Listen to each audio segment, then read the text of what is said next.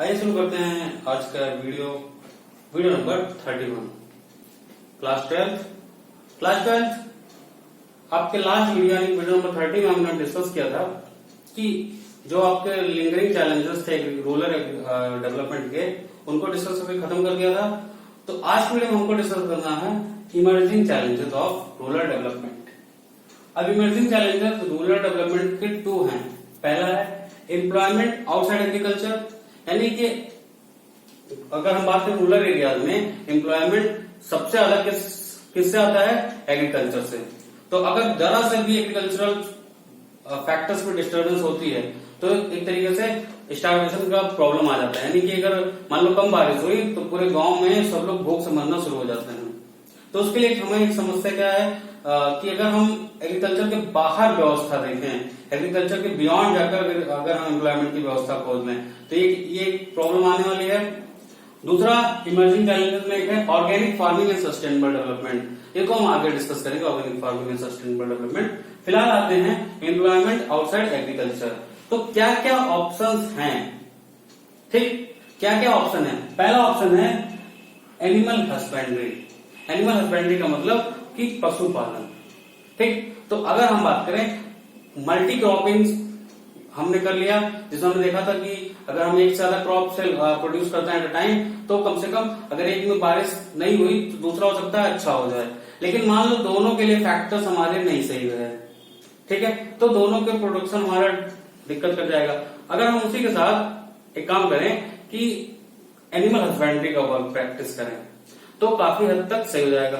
तो इंडिया में ये हुआ, और लगभग इंडिया मुझे लगता है कि जहां तक मुझे आइडिया है कि India second largest animal husbandry की सर्विस प्रोड्यूस करने वाला देश है।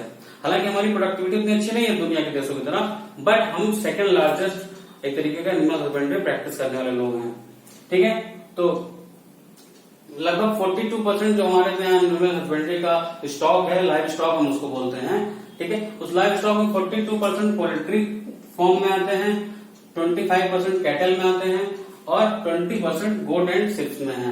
ठीक है, यानी कि कुल लाइव स्टॉक का, यानी कि कुल भारत में जितना भी कुल लाइव स्टॉक है उनका लगभग 42% पोल्ट्री में है, 25% कैटल में है और 20% शिप्स में है।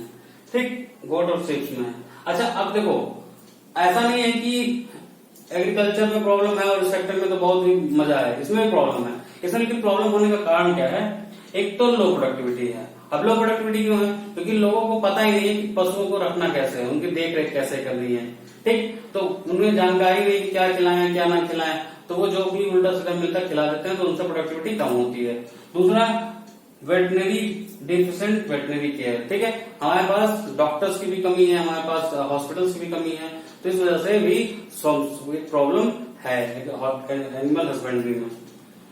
दूसरा है फिशरीज, यानी कि मछली पालन। तो इंडिया में केरला, महाराष्ट्र, गुजरात, तमिलनाडु, ये 4 स्टेट्स आपके लिए लार्जेस्ट प्रोड्यूसर है इंडिया के, जहां पर सबसे ज्यादा फिश कैप्चर किए जाते हैं। ठीक, इंडिया में दो तरीके का फिश कैप्चर करने का तरीका है।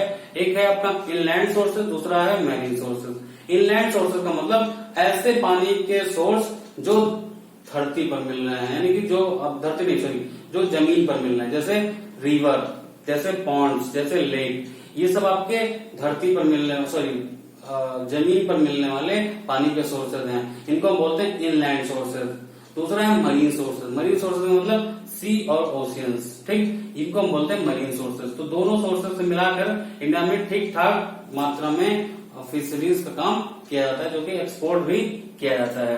तो एक ऑप्शन ये भी है कि लोग इसमें भी अपना रूरल एरिया में इसको भी ट्राई कर सकते हैं। बट ये कहाँ पे हो सकता है? ये बेसिकली जहां के आसपास अच्छा खासा पानी का एक वो जमा होता हो, जैसे कि पॉन्ड्स हो, रिवर हो, वहीं पर ये सब हो सकता है।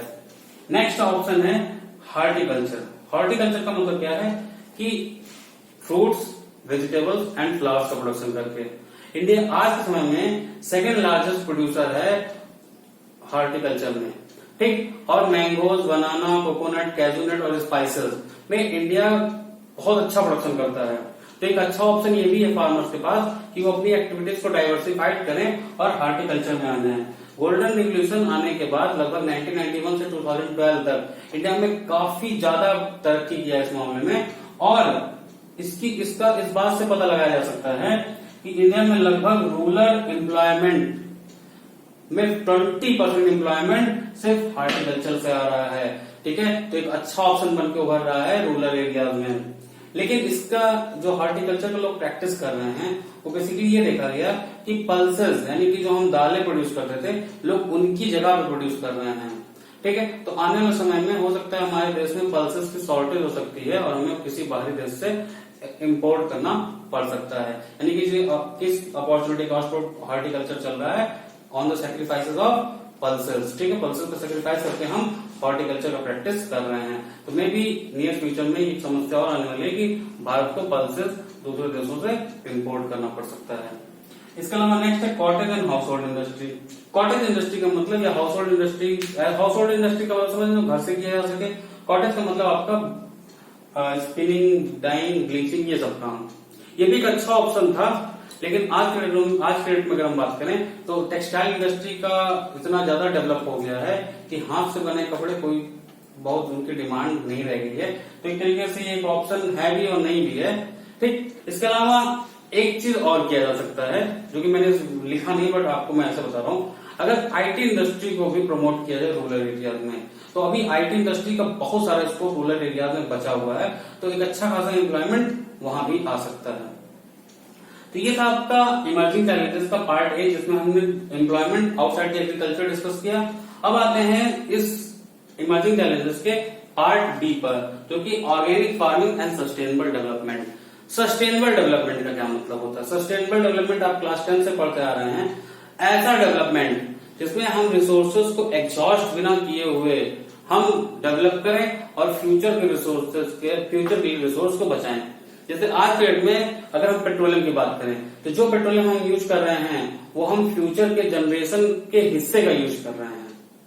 ठीक, या हम जो पेड़ काट के अपना डेवलप कर रहे हैं ये हम फ्यूचर के जनरेशन को खराब करके यूज कर रहे हैं। ये सस्टेनेबल डेवलपमेंट नहीं है। सस्टेनेबल डेवलपमेंट का मतलब ये होता कि रिसोर्स एज इट इज पड़े होते और हम डेवलप भी करते और वो रिसोर्सेज फ्यूचर के लिए बचे भी रहते, उसको हम कहते हैं सस्टेनेबल डेवलपमेंट।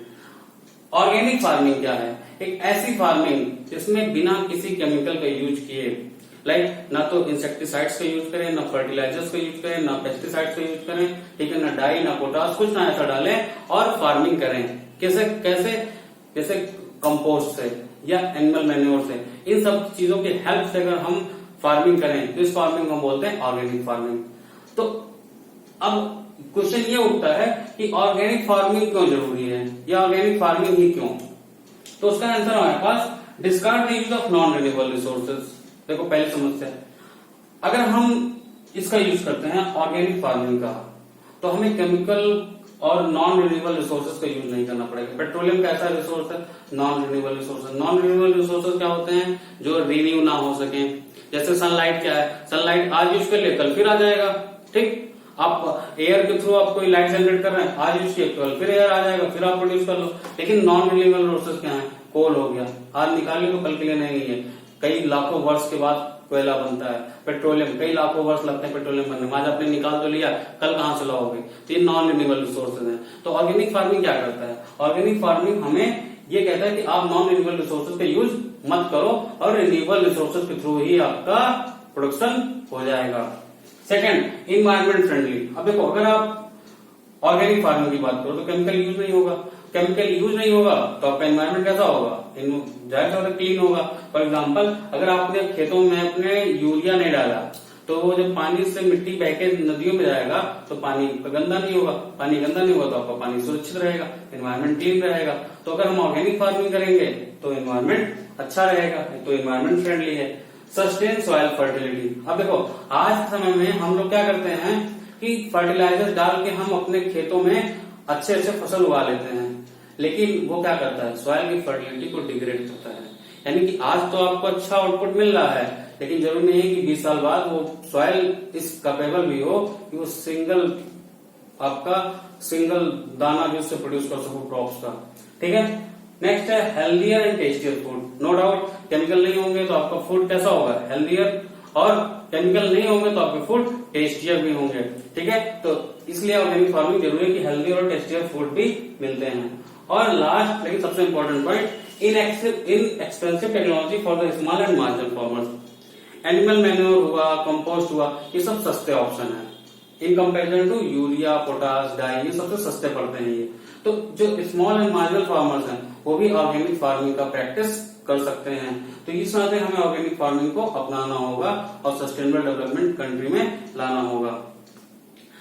ऑर्गेनिक फार्मिंग की डिमांड बढ़ने वाली भी है। आप देखिएगा लोग अब ऑर्गेनिक फार्मिंग की तरफ मूव कर रहे हैं। हाँ, इसमें एक समस्या ये आती है कि ऑर्गेनिक फार्मिंग में थोड़ा प्रोडक्शन कम होने की वजह से इसका जो आपका प्राइस होता है वो थोड़ा महंगा हो जाता है। लेकिन फ्यूचर में हो सकता है इसको कोई विकल्प निकाले, टेक्नोलॉजी में कुछ विकल्प इसका निकले। तो ये आपका वीडियो यही खत्म होता है, जिसमें रूरल डेवलपमेंट चैप्टर को आज हमने फिनिश किया। चैप्टर 9 आपका फिनिश होता है। ठीक है, अगले वीडियो में हम चैप्टर 10 शुरू करेंगे। तो वीडियो को यहीं बाइंड अप कर रहा हूँ। ठीक है, जो भी डाउट हो कमेंट बॉक्स में जरूर पूछो। ठीक, तो बस एक रिक्वेस्ट हमेशा की तरह कि वीडियो को आप लाइक कर दो, चैनल को सब्सक्राइब कर दो और वीडियो अपने दोस्तों में खूब शेयर करो। तो एक साथ मेरे साथ बोलिए जय हिंद।